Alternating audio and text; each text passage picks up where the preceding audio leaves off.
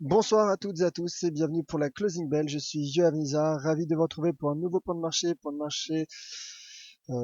pour analyser justement la clôture journalière, la clôture de la séance notamment du CAC, du DAX, de la séance de l'euro-dollar. La séance a été comme le début de semaine volatile, mais avant tout débutons par l'avertissement lié au risque de trading. Comme vous le savez, négocier sur marge sur le marché des devises ou via des produits CFD comporte un risque élevé et ne peut être recommandé à tout investisseur. FXM et DIFX ne pourront en aucun cas être tenus responsables de pertes ou dommages occasionnels incluant sans restriction des pertes ou manque à gagner qui pourraient découler directement ou indirectement de l'utilisation de ces informations. Voilà donc pour l'avertissement lié au risque de trading sur les produits du Forex et les CFD. Débutons cette closing bell. Alors bonsoir Laurent, bonsoir Kerzelen, bonsoir Gérald, bonsoir Hannibal, bonsoir à toutes celles et ceux qui venaient de me rejoindre pour ce webinaire. Donc n'hésitez pas, si vous avez des questions, vous avez le chat. J'y répondrai en fin de présentation quand même à mon habitude. N'hésitez pas également, si vous avez des graphiques, vous êtes de plus en plus nombreux à me poster vos graphiques, que ce soit sur le chat ou même via Twitter. Je vous en remercie. N'hésitez pas à continuer. Si je peux vous aider justement, me donner mon avis, c'est avec le plus grand plaisir. Alors, le CAC 40, le CAC 40 qui consolide une nouvelle fois, quatrième séance de baisse d'affilée pour le CAC 40 qui réalise un de ses plus mauvais départs annuels historiques. Et le CAC qui perd aujourd'hui, qui perdait en tout cas dans les derniers échanges, 1,68%. Le CAC donc qui atteint quasiment la cible à 4308, puisqu'il a atteint un plus bas journalier à 4317, mais rebondit sur ce niveau, rebondit d'ailleurs, hein, c'est peut-être l'information, rebond technique en fin de séance de la part des indices actions. Que ce soit le DAX ou le CAC, les indices réduisent leurs pertes en fin de séance. Alors le CAC se rapproche des 4454, qui pourrait être un point de pullback, auquel cas bien évidemment une position vendeuse serait la bienvenue à ce niveau, donc à 4454. Attendons bien évidemment toujours les clôtures en cours, car il est toujours risqué de passer, de prendre position sur un niveau, sur un tel niveau, sur un seuil de support en résistance. Mais en tout cas, la tendance est bien évidemment baissière et pénalisée toujours par la Chine, par les craintes liées à l'économie chinoise. Voilà donc pour l'indice CAC 40, donc rebond technique en fin de séance. À noter également qu'aucune valeur du CAC, aucune composante du CAC n'a clôturé dans le vert la séance du jour, et que c'est bien évidemment comme souvent ArcelorMittal, titre qui est directement lié aux matières premières, qui accuse la plus mauvaise performance en perdant dans les derniers échanges 5,6%. Le DAX à présent, le DAX qui perd 2,16%, le DAX également qui réduit ses pertes dans les derniers échanges, en milieu d'après-midi, le DAX qui rebondit après avoir atteint un plus bas à 9808 points. Le DAX donc qui n'atteint pas ma cible à 9745 points. Toutefois, ça reste baissier. Le DAX se dirige vers les 10 120 points, qui pourrait, au même titre que le CAC, être un seuil de pullback, un niveau de pullback, auquel cas la prochaine cible se situerait serait maintenue à 9745 et même 9000 et puis 9500 points. Pour l'instant, donc voilà, hein, les indices restent bien baissiers, restent sous pression.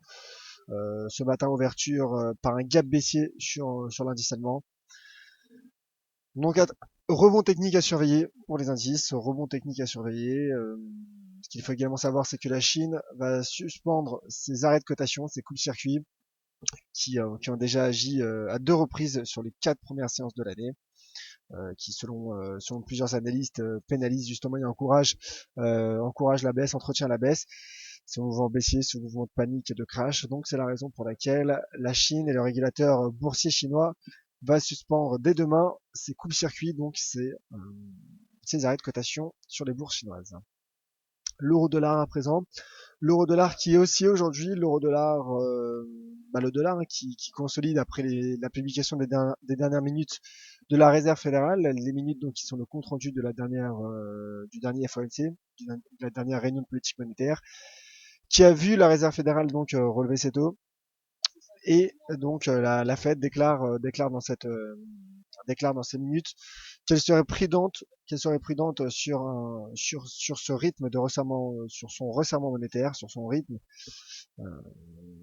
car elle craint justement que son objectif d'inflation ne soit pas atteint, que ce soit d'une part en raison de la baisse des cours du pétrole et d'autre part en raison du renforcement du dollar, justement. À noter également que l'euro s'est renforcé après la publication en baisse du taux de chômage en zone euro. Le taux de chômage est ressorti à 10,5%, alors qu'il était attendu à 10,7% en zone euro donc. Donc l'euro en profite, l'euro-dollar en profite, réintègre la zone indice 60 $, franchit à la hausse le support à 1,08 $, et donc le cours de l'euro-dollar teste les 1,0879. Prochaine cible à 1,0912 et 1,0948 à court terme. Toutefois, prudence, car la tendance court terme reste tout de même baissière pour l'euro-dollar. C'est la raison pour laquelle il faudra être prudent si l'on a des stratégies acheteuses. Voilà donc pour l'euro-dollar. À noter également donc, et ça c'est tout de suite dans le calendrier macroéconomique, demain il y aura une statistique majeure. Ce sont les chiffres de l'emploi aux États-Unis qui bien évidemment impacteront la paire euro-dollar, mais également les indices actions, que ce soit européens ou américains, avec le fameux rapport NFP, le consensus. Bloomberg s'attend à la création de 200 000 emplois non agricoles aux États-Unis le mois dernier, pour un taux de chômage stable à 5%. Nous analyserons ces chiffres donc demain dans le Wall Street Insider dès 14h15 avec Vincent Gann. Et d'ailleurs, il y aura également les chiffres de l'emploi au Canada. Les chiffres donc de l'emploi au Canada. Le consensus attend à une création de 10 000 emplois au Canada. C'est donc la paire USD-CAD sera à surveiller. La paire USD-CAD demain, avec notamment les fluctuations sur le cours du pétrole, qui se stabilise aujourd'hui au terme d'une séance très volatile. Le cours du pétrole qui se stabilise sur des niveaux de support majeurs. Donc attention également à surveiller des potentiels signaux d'achat. Mais je vous en dirai plus demain matin à 10h30. Voilà donc pour la closing bell, voilà pour la paire euro-dollar, les indices européens. Passons à présent aux questions. Question, alors, visiteur qui me dit qu'apparemment visiteur a certains problèmes de son. Donc n'hésitez pas à me confirmer si que le son fonctionne bien ou non. Voilà, apparemment le son fonctionne bien. Donc je vous remercie. Et question de la part de Kerzelen sur l'euro GBP, l'euro livre sterling qui se stabilise sur des niveaux de résistance, sur un niveau de résistance à 0,7450 pounds, 0,7450 livres sterling. Le cours donc qui teste ce niveau, justement ce niveau à 0,7450, et un pullback permettrait de viser plus haut. Un pullback permettrait de viser le prochain point haut court terme qui se situe à 0,7490. Pour l'instant, c'est haussier. La tendance est haussière sur l'euro livre sterling. La livre sterling, de toute façon, s'effondre depuis plusieurs semaines. Et donc, je suis haussier sur l'euro GBP. Autre question sur des paires croisées à nouveau. L'euro CAD.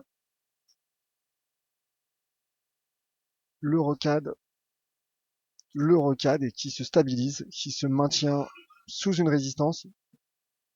L'euro CAD qui se maintient sous ce niveau de résistance à 1,5261.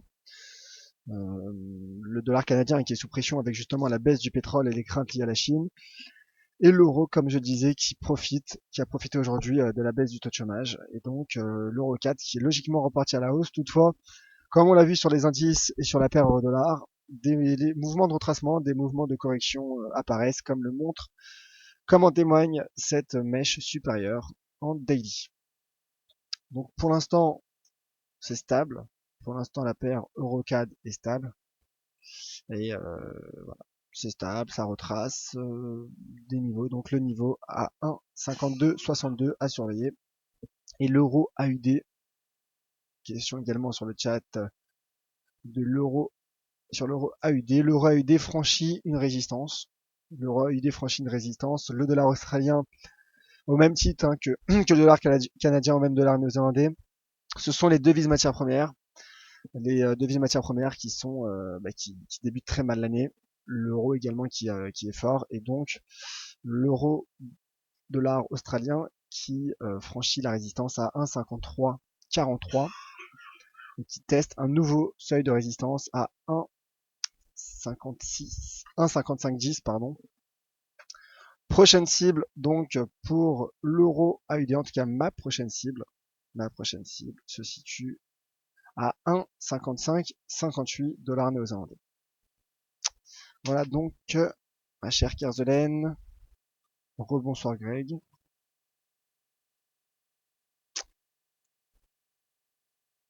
Alex, question de la part d'Alex qui demande mon avis sur la paire USD CAD et GBP Yen japonais. Alors l'USD CAD, ça se replie sur des niveaux, sur des plus hauts, hein, sur ces points hauts. Donc repli du cours qui a franchi le seuil tout de même à 1,4150 en cours de séance. Donc ça se replie.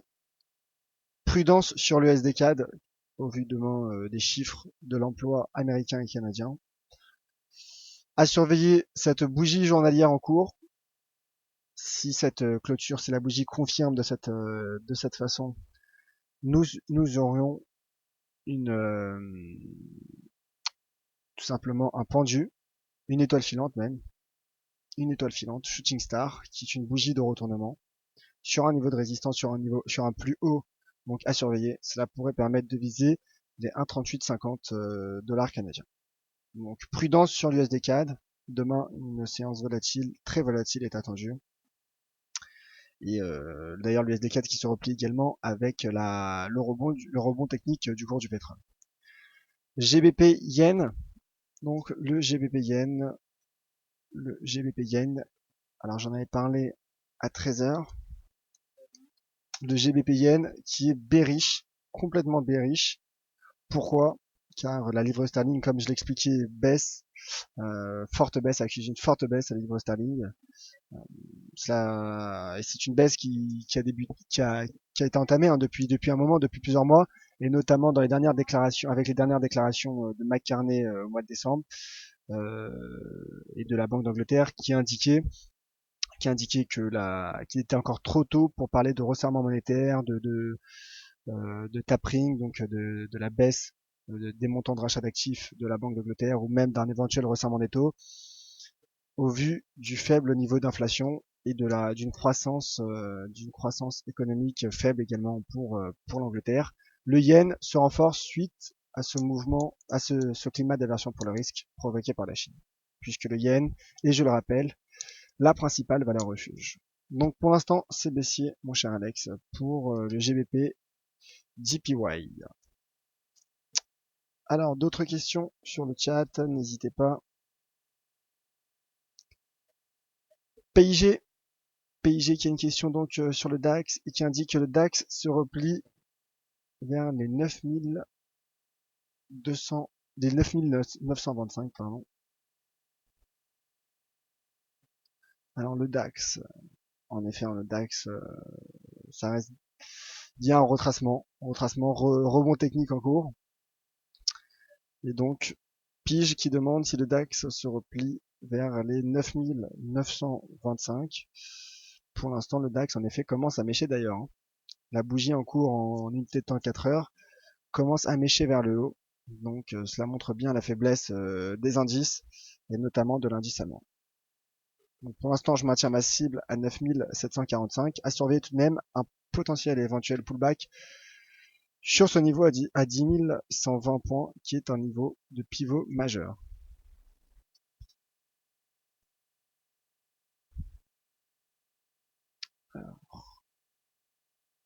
Henri pour l'AUD-NZD, deux devises matières premières, donc deux devises en difficulté en ce début d'année. L'AUD-NZD, bah écoutez, le dollar néo-zélandais se renforce par rapport au dollar australien. Et donc le dollar australien qui est en difficulté. Cela s'est vu notamment sur la paire AUD-USD. Et le taux donc AUD-NZD teste un support majeur, en tout cas un support majeur court terme qui se situe à 1,05 724. Un franchissement permettrait de viser le niveau à 1,0502. Toutefois, attention au trading range. Il s'agit, comme je disais, d'un support, d'un support majeur à court terme. C'est la raison pour laquelle un rebond technique pour une clôture au-dessus de ce niveau est envisageable. Alors, des questions sur l'or, notamment de la part de Kevin. Kevin qui demande si l'or se dirige vers les 1400. Alors, l'once d'or qui apparaît dans un instant.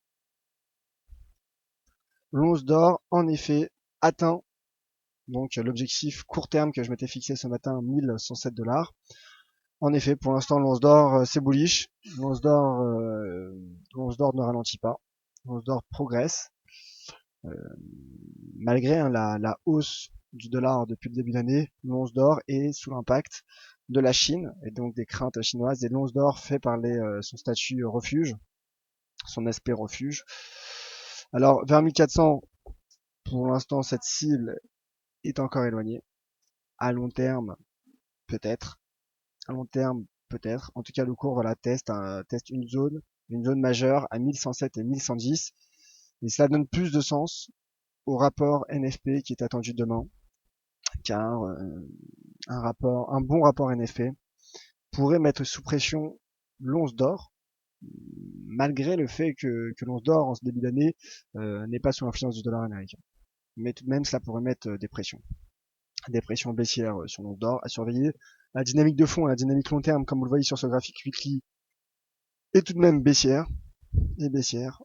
Et donc l'once d'or, pour l'instant, en tout cas à court terme, progresse énormément.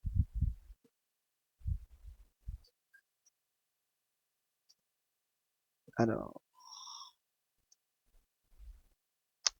Greg, commentaire de la part de Greg, ça a énormément retracé sur les indices DAX, CAC, Eurostoxx, Dow Jones, S&P 500. Demain sera très incertain, oui, encore plus incertain avec les chiffres de l'emploi aux États-Unis. On peut s'attendre à un début de séance flat sur les marchés actions, en attendant le rapport NFP qui pourrait orienter les indices demain. En effet, mon cher Greg. Et Greg, justement, qui poursuit et qui indique que le DAX devra casser son ouverture à 9922 d'abord, avant de repenser au short. En effet, il y a même la zone, comme je disais, sur le DAX à 10 120 points. Et justement, de nouveau, Greg pour son graphique Ishimoku sur l'indice allemand en unité de temps 15 minutes. Donc je vous remercie Greg pour votre graphique Ishimoku. Donc Greg, voilà, qui indique, donc comme je disais, qu'avant de repenser à une position vendeuse, donc à shorter, il faudrait d'abord que le DAX casse les 9922. Zone de retracement possible, donc retracement a été effectué et l'ouverture donc à 9922 qui se situe à ce niveau. Donc en cas de cassure de ce niveau, Greg aurait une opinion baissière sur le DAX à court terme. Je vous remercie, mon cher Greg. Alors voilà pour les questions. Je vous remercie de votre présence, de votre fidélité. Nous nous retrouverons demain à 10h30 pour un point complet sur le cours des principales matières premières. À 10h30, donc il se passe énormément de choses sur les matières premières, donc l'once d'or, le pétrole, les stocks de gaz, les stocks de gaz naturel aux États-Unis, qui ont fortement impacté, donc tous ces éléments impactent énormément les commodities. Prochain webinaire dans 10 minutes avec Badragoumi d'FXCM sur les matières premières, justement. Et je reste à votre disposition sur Twitter, @yoavnizar. Merci à vous tous, très bonne soirée et à demain 10h30.